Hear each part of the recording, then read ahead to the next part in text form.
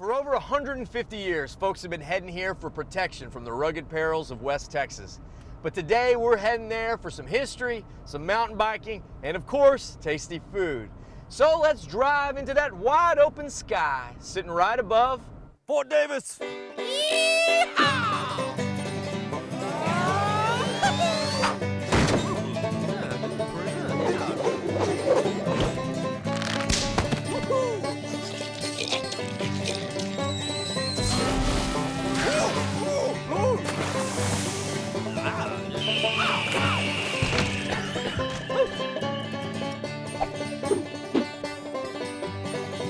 This episode was made for y'all with the help of our awesome partners. Check the caption for more info.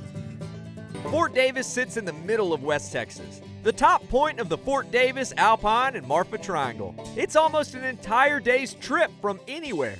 But the day spent getting here pays off, big time, as you'll be cruising through the Davis Mountains, the second tallest mountain range in Texas, formed some 35 million years ago by volcanic activity, which left behind incredible rock outcroppings. And the easiest place to jump on them, climb on them, and explore them is Davis Mountain State Park, our first stop. This park sits right in the middle of a beautiful mountain valley with an Indian lodge built by the CCC in the 1930s and 12 miles of trails, which of course take visitors to the best views in the park. Now you can also drive to the scenic overlooks, but where's the challenge in that? So we've come all the way out here to the Davis Mountains, and I figured rather than just enjoy them from the road, we'd enjoy them from the trails. So I'm about right here, and I'm gonna hop on the old CCC trail all the way up to the top. Whew, this should get real interesting. While everything around me is a mountain range, it's also a desert, the Chihuahuan Desert to be exact. But some recent rainfall has greened everything up almost overnight. The trails are rocky, to say the least, but it's more than the rocks that can hurt you out here. I can't catch my breath. The elevation up here will kill you. It's crazy to think that out here, this is the same elevation as Denver, Colorado, and we're in West Texas. Of course, the rocks out here can hurt you too. Ow! Yeah, that stings just a little bit. But when you fall off the horse, all you can do is get back on. Wow, look around. You know, mountain biking's supposed to be action-packed and dirty. But man, every now and then you just gotta stop and appreciate all the beauty around you. All right, back to the trail. The quiet moment is done.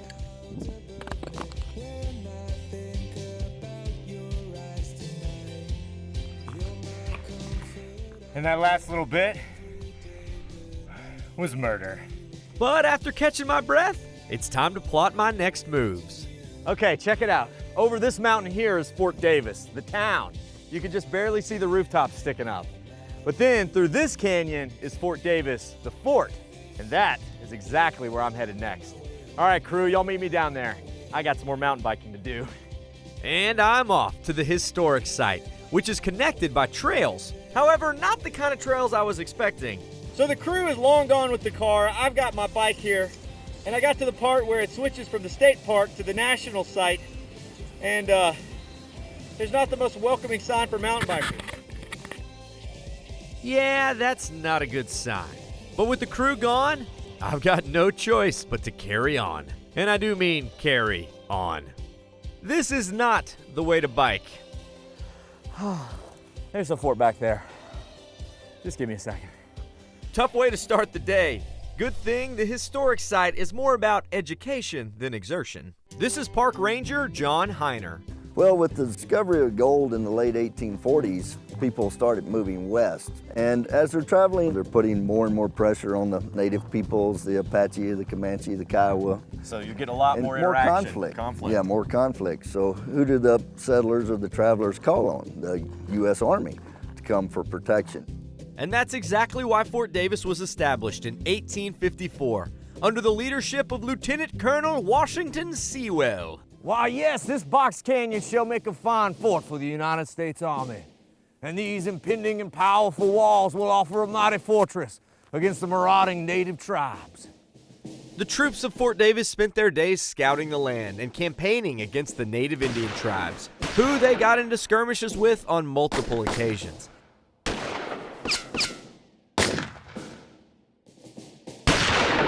The Civil War brought great change to the fort, as U.S. forces were withdrawn and replaced by Confederate soldiers. Yeah, there's a bullet in there. All right. But being far from any action, the Confederate occupation didn't last very long. Hey, Lucius, anything over there to shoot? Lucius! Lucius! What? Oh no, everybody done left me out here.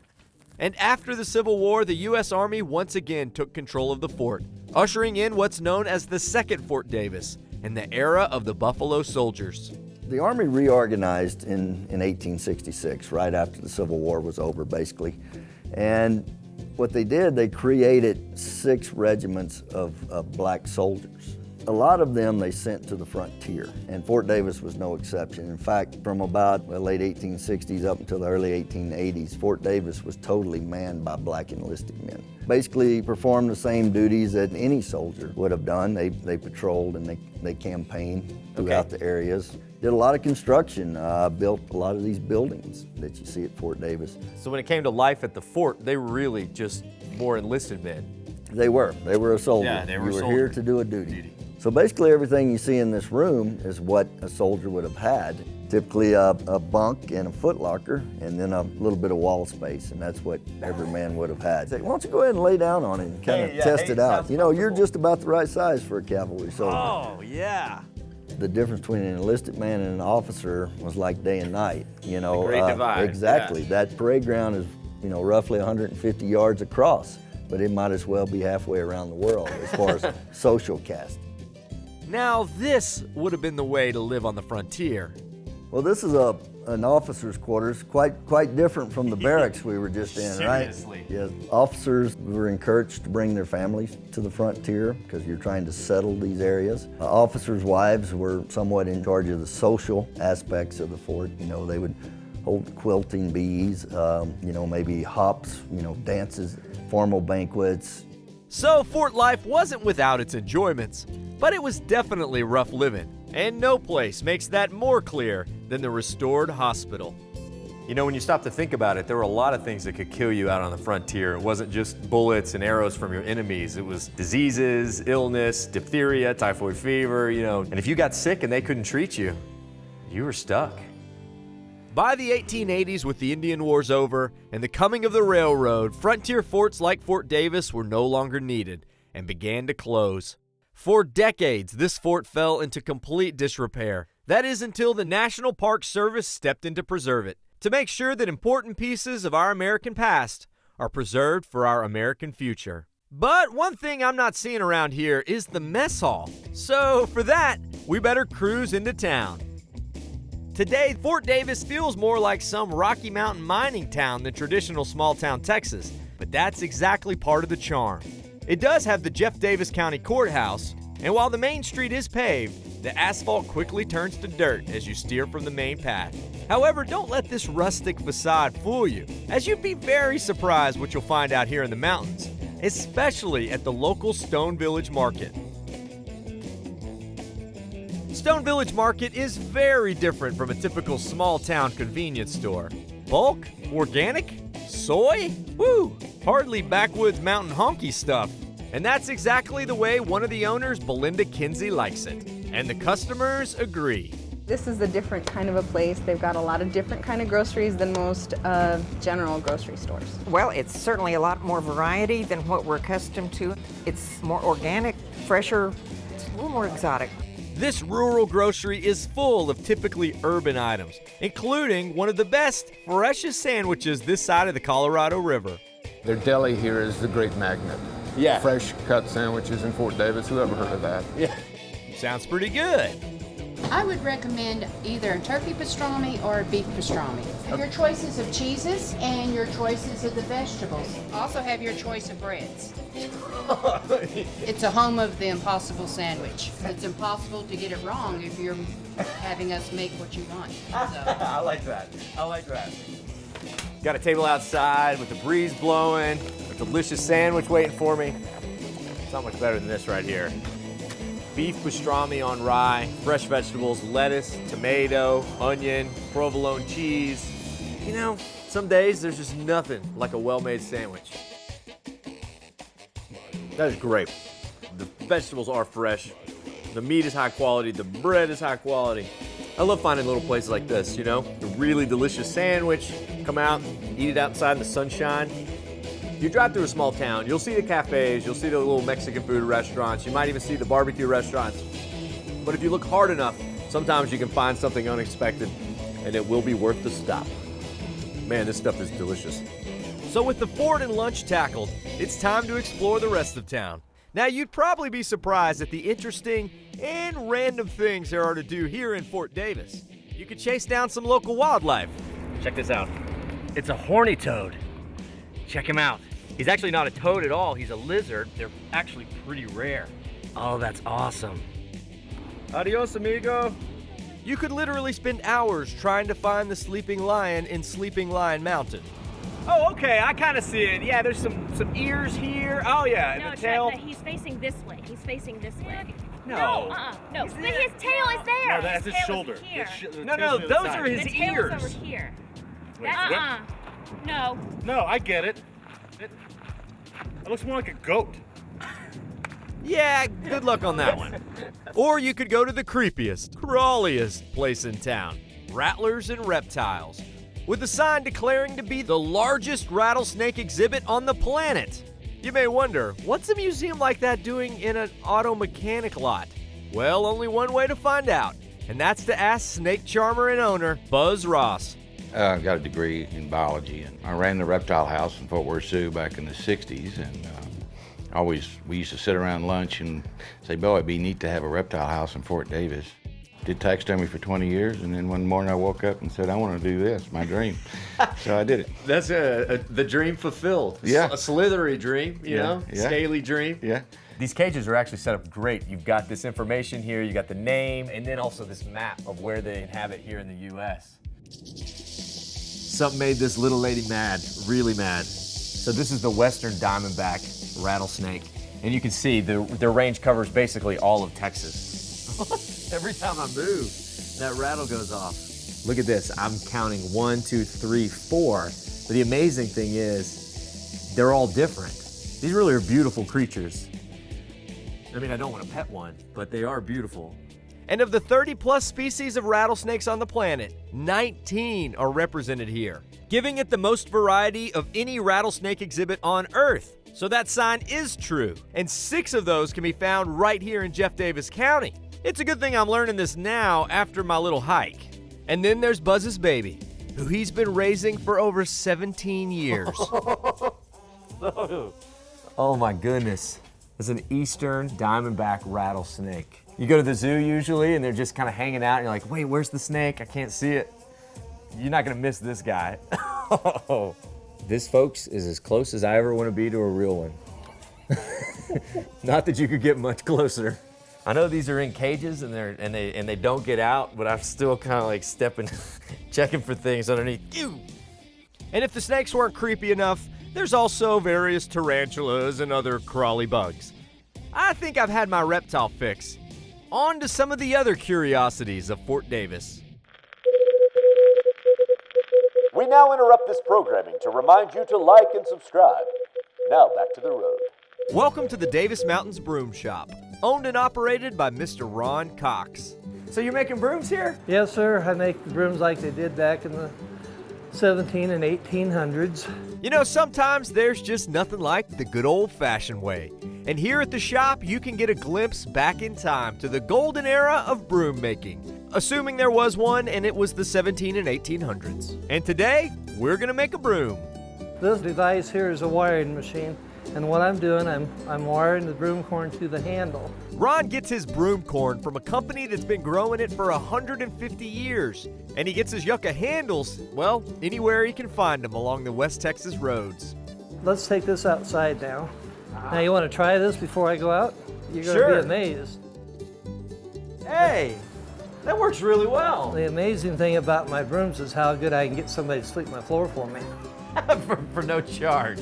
Yeah. Watch your step. There's all kinds of things around here you can trip over. It's a working shop. I'd expect nothing less. So how did you get into the broom business? Okay, I was a master plumber by trade. I'd met a broom maker, so he taught me how to make brooms. And it was supposed to have been a hobby. It was supposed to have been nothing but a hobby. But customers and distributors started ordering brooms by the hundreds of dozens, and Ron's little hobby became a full-blown business. This is just you? Just me. So yeah, there is no staff hidden in this tent right here. Yeah, no. Would you like to try it? You're just getting me to clean up your place again. That's right. Man, these things work. Oh yeah. These Great. things work. But that sweep's great. Oh yeah, try it on the mat back behind you. He's like, yeah, now you try it back underneath my bench. This is quite a special little shop. They even make walking sticks, which, you know, I could definitely use a good one.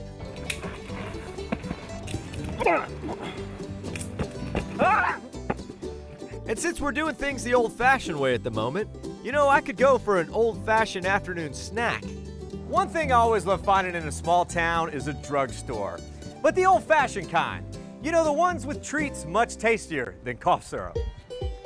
This is the Fort Davis Drugstore, and this is its manager, Tim Sabrant. What can I do for you? Let me have a, how about a chocolate malt? Chocolate malt, okay. Ice cream, milkshakes, banana splits, fudge. Since 1913, the Fort Davis Drugstore has been a town gathering spot. A place to meet, conversate, and get the cure for whatever ails you. A cure that for me today definitely includes ice cream. There you go. Look at that. Oh, and you even get the extra. Oh yeah, definitely. Very good. Yeah, that's the way I like it. Look at this. There's almost as much in this cup as there is in that one. So I guess this is nowadays the drug-free drugstore, huh? Yes, pretty much. What's left is our little like mini drugstore right there, where we have a few little things. Yeah, see, yeah. We've got a 6-room hotel upstairs. Cool. And we've also added an art gallery. It features a lot of local and regional artists. Oh, that's cool. This is way more than drugs. Oh yes, way a lot more. So whether ice cream is your medication or looking at beautiful artwork, the drugstore is the cherry on top of a day about town. But now it's time to leave and head high into the mountains, to one of the darkest places in the United States. At night anyways. There she is on yonder horizon, the McDonald Observatory, one of the premier observatories in the world. Okay, so this is Mark Wetzel, the education coordinator out here at the McDonald Observatory. Hey, thanks for having us out. Thanks for coming out. Oh, my pleasure. So tell me a little bit about the McDonald Observatory and the work you guys are doing here. Well, McDonald Observatory is actually the University of Texas McDonald Observatory, and this is one of the world's leading research facilities in astronomy. So that means we have some of the largest telescopes in the world that astronomers from all over the world, especially UT, come and use. Wow, does that blow people's mind that this is out here in West Texas? Absolutely. You have to come so far. You really have to try to get here because we're really in the middle of absolutely nowhere. Far from the lights and light pollution of any city, this observatory is incredibly visitor-friendly, with tours, viewing parties, and astronomy education of every kind. There are 3 primary telescopes. The granddaddy of all of them is the Otto Struve telescope, constructed in the 1930s and still in use today, which looks a bit like a Dr. Evil laser beam. And then there's this one. Well, Chet, this is our 107-inch Harlan J. Smith reflector. You can see this dome that we're in from miles away. And so this has been like a workhorse at McDonald Observatory for years, since the Apollo missions to the moon in 1968. Wow. We've learned so much using it. So what kind of stuff has this told us, or how's it being used today? Well, today we're using it to find planets around other stars. And now we know of over 700 planets that orbit other stars than the sun. That's amazing. And some of those planets have been discovered with this telescope. Wow. And sticking to its mission of public education, on certain nights, small groups actually get to look through this telescope. This is the largest telescope that we know in the world that you can actually look through. That's amazing, right out here in West Texas. Yeah, That's I know, cool. and it's the things you see, like we'll show you Saturn, and it's like Saturn in your face. It's amazing. And then there's the big daddy of all of them, and the place where the most groundbreaking research is happening. The Hobby Eberly Telescope, one of the largest telescopes in the world, which surprisingly looks nothing like a telescope. I think of a telescope, I think of a long cylindrical thing with an eye hole. Like, where's the eye hole? How does this thing work? And at this point, astronomers aren't even interested in looking with their eyes.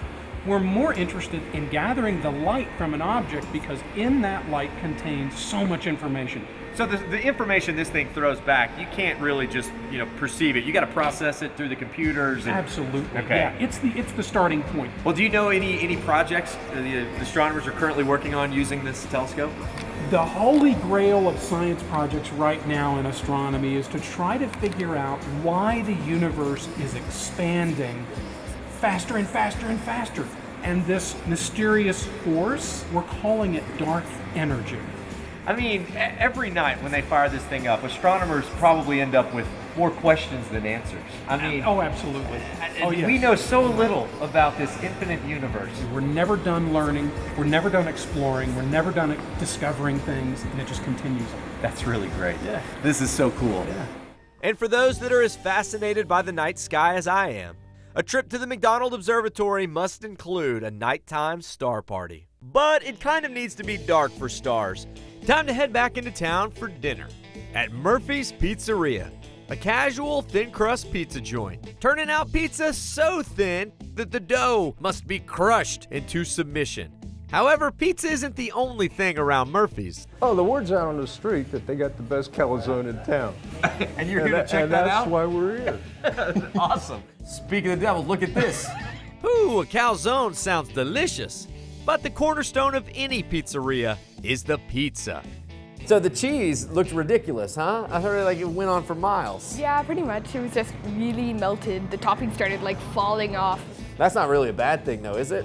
Not exactly, no. Yeah, right. Look at that cheese. And look at this tree, smack in the middle of the dining room. I could climb that thing. Nah, but I think it's time to eat. Oh, yes. Smell that? That's the meat pie. It's got ham, hamburger, Italian sausage, and pepperoni. Yes. I mean, it has a ton of really tasty mozzarella on top of it. This crust is so thin. Cracker crust. That is a thin crust right there. I mean, the crust really makes a pizza, and that crust is so thin. It's got great toppings on it. You really can't go wrong with just throwing all kinds of meat on top of a pizza. Just pile it on. The more meat, the better. That is delicious. Ooh, but it's getting dark. It's almost time. Almost time. All right, so now that the sun has officially crept behind the Davis Mountains, let's head back to the mountaintops. Multiple times each week, astronomers from the observatory take visitors on a tour of the night sky, which includes constellations and getting to look through some incredibly powerful telescopes. So Chet, what we're looking at here with our 16-inch telescope is Messier 57, the ring nebula around here. We sometimes refer to it as the cosmic Cheerio. Oh, wow. Man, these things take you right up into the sky, don't they? Well, it's like looking at it 300 times closer than what it really is. That's really cool. So what other kinds of things are the other telescopes looking at out here? We've been trying to take a look at things like Messier 22, which is an incredibly ancient star cluster, the Swan Nebula, which is a place where stars are forming. Oh, cool. So, yeah. It's a revolving door of stars, always something to see. Always changing. That's really awesome. What a day. Sometimes it takes a trip all the way out to West Texas to clear the sky and clear your mind. And whether you look through a telescope to see the beauty of Fort Davis or just look around, this town proves that there is indeed vibrant life in the desert. Man, this has been really awesome. I'm out here in the middle of the desert partying with the stars, and I got a lot more to check out. So I'll see all y'all out on the road. Vaya con Dios, amigos. No. All right, okay. That's the cinematic way to eat a chip. All right, all right. You're so sweet and precious. You wanna go pee with us? Yes, these walls shall offer much protection from the impending native attacking with the marauding native tribes. I can see a little flower bed here with some begonias and some tulips. And my cabana will be on this hill. Well done, Colonel Sewell. You found a good spot. I do declare. Howdy, y'all. Follow along with my adventures at Daytripper on Instagram and at the Daytripper TV on Facebook and YouTube. Or head to thedaytripper.com for travel guides, past episodes, and info on our mobile app and Team Daytripper. This episode was made for y'all with the help of our awesome partners. Check the caption for more info. Howdy, y'all. Chet the Daytripper here. Thanks so much for tripping with us. Remember, while you're here, like this video, subscribe to our channel so that we can stay out there on the road and keep on tripping. Did we miss anything in this town? Leave us a comment, let us know. We love finding out about new stops with all of your tips. And if you love Epic Texas Day Trips, remember to check our channel. We got a lot of them on there. Also, don't forget, if you want some sweet Daytripper merch or another cool Texas-made product, come see us in Georgetown at the Daytripper World Headquarters. You can also shop online if you check the link down there in the caption. All right, y'all. Bye con Dios, amigos.